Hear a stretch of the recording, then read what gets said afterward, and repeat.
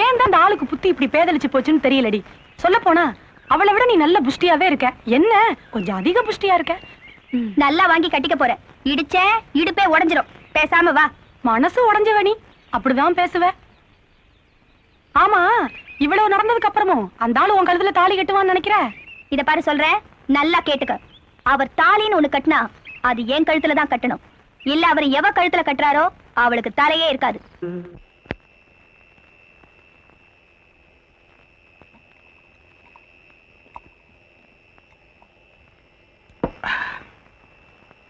அவன் இந்த அளவுக்கு உங்களை அவமானப்படுத்திருக்கான்.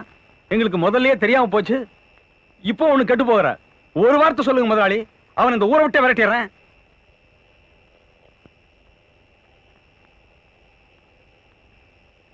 அவனை இந்த உலகத்தை விட்டு அனுப்புறதா முடிவு பண்ணிட்டேன். என்ன சொன்னீங்க? அவனை இந்த உலகத்தை விட்டு அனுப்புறதா முடிவு பண்ணிட்டேன்.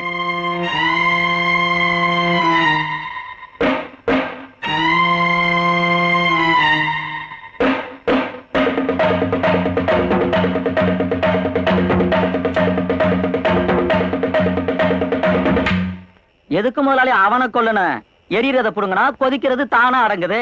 அவன் நம்ம கிட்ட இந்த அளவுக்கு திமிரா நடந்துக்கிறான்னா அதுக்கு காரணமே பணம் தான்.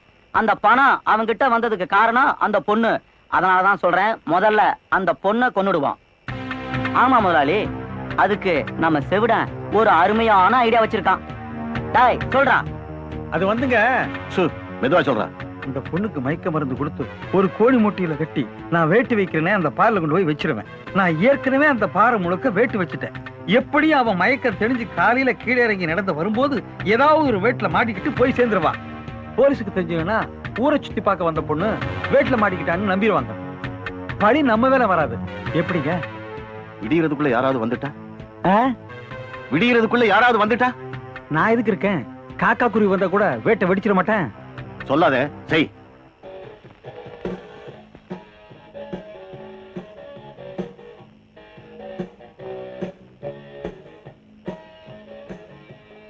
என்னங்க என்னங்க என்னங்க, அட உங்களுக்கா? என்னம்மா, அன்னைக்கு ஆத்தங்கரையில அடிச்சது போதாதுன்னு இன்னைக்கு வேற அடிக்க வந்துட்டீங்களா? என்ன மன்னிச்சிடுங்க. ஹேய், இதுக்கு போய் எதுக்கு மன்னிப்பலாம்? இருந்தா வர.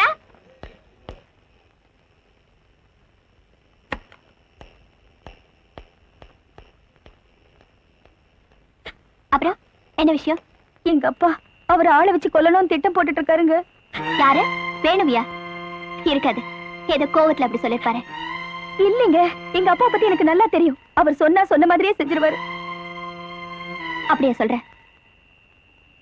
சரி, இதுக்கு மேலேயும் பொறுமையா இருக்கிறது சரியில்லை. நீ இங்கே இரு, நான் போய் வேணுவை கூட்டிட்டு வந்துடுறேன். கையோட கையா ஒரு கோவிலுக்கு போய் உடனே உங்க கல்யாணத்தை முடிக்கிறோம். அதுக்கப்புறம் உங்க அப்பா என்ன செய்வாருன்னு நான் பாப்பேன். நீ தைரியமா இரு.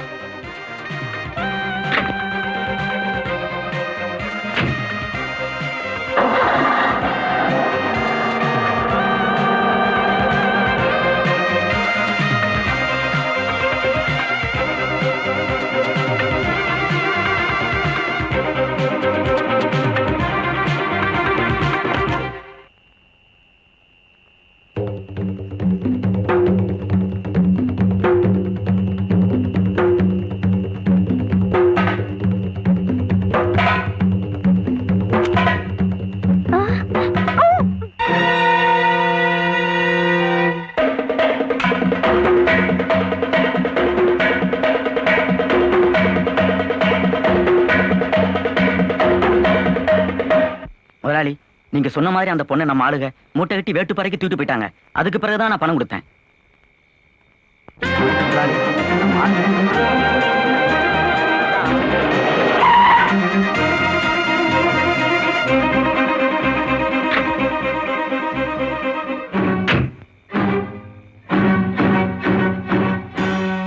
எங்க உங்க பொண்ணு? என்னங்க, வானுவ காணுங்க. முதலாளி, நம்ம ஆளுங்க இந்த பொண்ணை தூக்கிட்டு போற பதில் உங்க பொண்ணை வேட்டு பறைக்கு தூக்கிட்டு போயிட்டாங்க போல இருக்கு முதலாளி. இவ்வளவு நாளா பணத்தாசையால மனுஷனாவே நடந்துக்காத நீங்க இப்போ ஒரு கொலை செய்ய கூட துணிச்சிட்டீங்களே. டேய், நம்ம ஆளுங்களை கூட்டிட்டு அங்க போடா. என்ன முதலாளி, தெரிஞ்சுட்டே சொல்றீங்களா? எவன் ஒரு அடி எடுத்து வச்சாலும் வெடிப்பட சொல்லி நீங்க தானே செவரட்ட பணம் கொடுத்து விட்டுருக்கீங்க.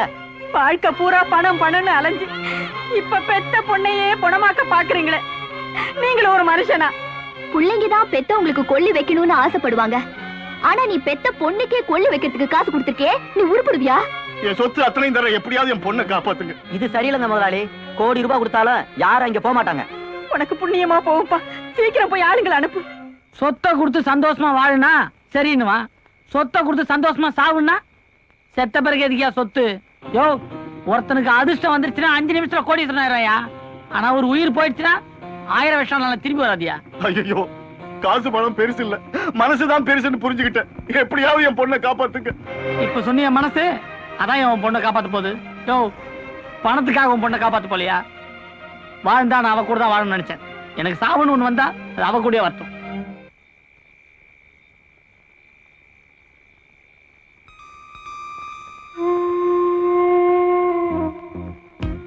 இவ எப்படியும் சாகத்தான் போற. நாளைக்கு மண்ணு திங்க போறத மனுஷன் நான் இன்னைக்கு சாப்பிட்டா என்ன?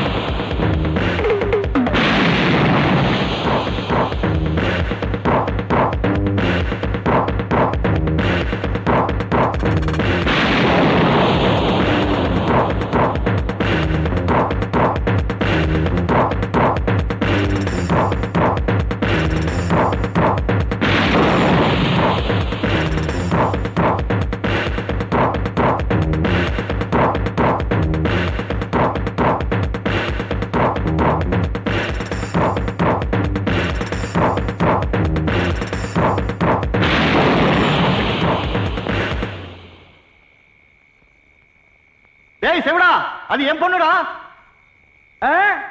கவலையாப்படாதீங்க, நான் சேர்த்து கட்டிடுறேன், நீங்க போங்க.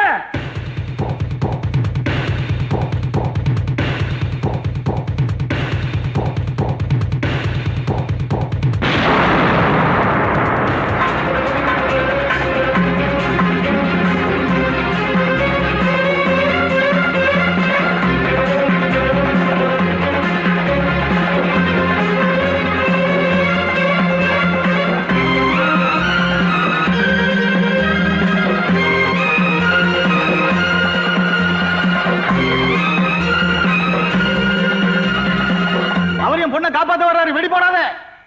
அதான் வெடி போட்டுட்டு இருக்கிறேன், நீங்க வந்தீங்க, ஓடிடுங்க ஓடிடுங்க. சொல்ல சொல்ல வெடி போறியாடா? மவனே, நானே வந்து உன்னை கொன்னுடுவேன். நீங்க கொல்ல வேணாம், நானே கொன்னுக்கிறேன். கொன்னுட்டு வந்து காலையில தகவல் சொல்றேன், நீங்க போங்க போங்க. ஐயோ, செவிடனை வேலைக்கு வச்சதால என் தலைக்கே ஓலை வச்சுட்டானே.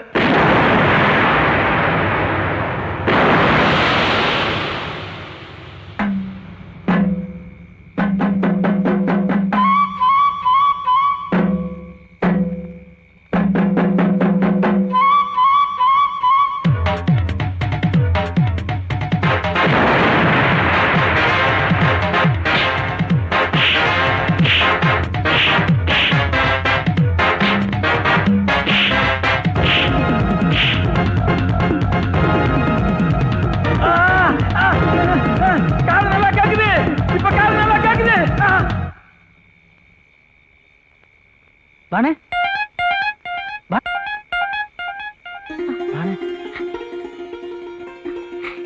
வேணு, ஏன் சம்பந்திய வெங்காயம் அறியறதுக்கா எங்க ரேஞ்சுக்கு வரணும்னு ஆசைப்பட்டீங்க? எப்படியோ கல்ல தண்ணி வராம அறிஞ்சா சரி. இங்க நான் மாஸ்டர், நீங்க தொழிலாளி. சூப்பர். உங்க குடும்பம் மட்டும் இல்ல, சமையலும் ரொம்ப வினோதமா இருக்கு. Mutton biryani top. மட்டன் பிரியாணியா? ஆமாங்க, கறி பச்சை பச்சை இருக்குன்னு சொல்றாங்க. ஏண்டா நம்ம பிரியாணியா பண்ணோம்? இல்லையே அண்ணே, காலையில இருந்து என் பையனை காணோம். மைசூர் பாக்கு வேணும்னு கேட்டுக்கிட்டு இருந்தான். எந்த அண்டாவுக்குள்ள இருக்கான்னு பாருங்க. பையனை வேற காணுன்றான் இவன், கறி வேற பஞ்சு பஞ்சா இருக்குதான். வேணே அது மட்டன் பிரியாணி இல்ல, ரொட்டி பிரியாணி. என் கையால வாழைக்காய் செஞ்சா கூட அது வஞ்சர மீன் மாதிரி இருக்குன்னு சொல்லுவாங்க. வேணே நம்ம குடும்பத்துக்கு ஏத்த மருமாவா கப்புன்னு தாலிய கட்டு.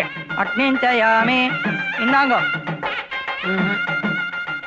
நான் இந்த பொண்ணு மூஞ்ச பார்த்து ஆசைப்பட்டதை விட முதுவை பார்த்து தாங்க ஆசைப்பட்டேன். முதுகு பக்கம் தாலி கட்டலாங்களா? லேசா கட்டுங்க. மாங்கல்யம் தந்து நானே